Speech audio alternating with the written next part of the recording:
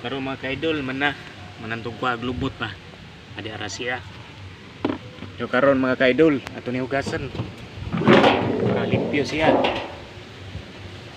Kaya ato ni itakang ba. Sus kaliror.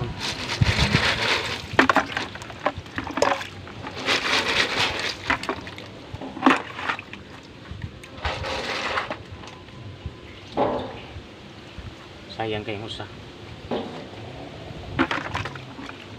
Makatabang pa ni sinasa.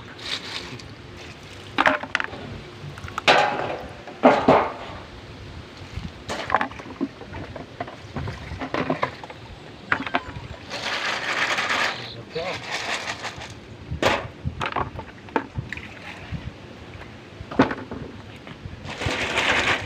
So managugas mga idol, mao na ni siya. Di ara ang pangalan ni baong, di baong makaon sa kanang prutas ha. Buongon sa kinason, mo ray tawag nila sa uban. Pero ubot lang mo kani. Basta sunod lang ko sa mga katiguangan ba. Mo ni siya mga idol, tanawa. Mo siya porma mga idol. Kita mo ingani makaon ni siya punitan ninyo. Huwag na sa unasan mga idol. Nagko lang niya mga idol. So unasan sa kunin sa nakuha siya mga idol. Kaya sa suba mga idol. Amin siya sa mga lapok-lapok mga idol. Kat-kat niya sa mga panipaan sa uban pa. Mga kakahuyan sa kapis dagat mga idol.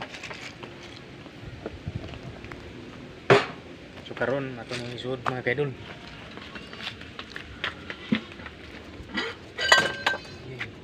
Agak katong kaliro mga idol. Ano ito isuodlan mga idol, diara. Kakilki lang. Murag sinsiyo na tagak mga idol. Pero kinason ra ito. Diara mga idol ha. Diara.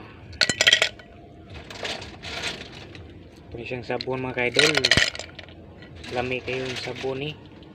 Yummy ni siya mga idol, yummy. Diara.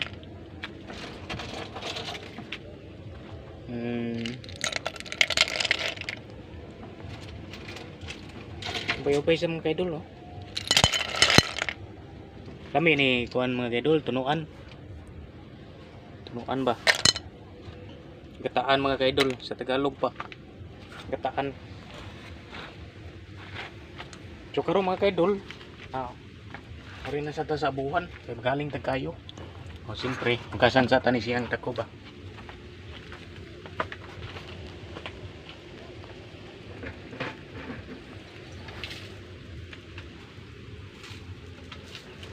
Santa ni mga idol kay agak man.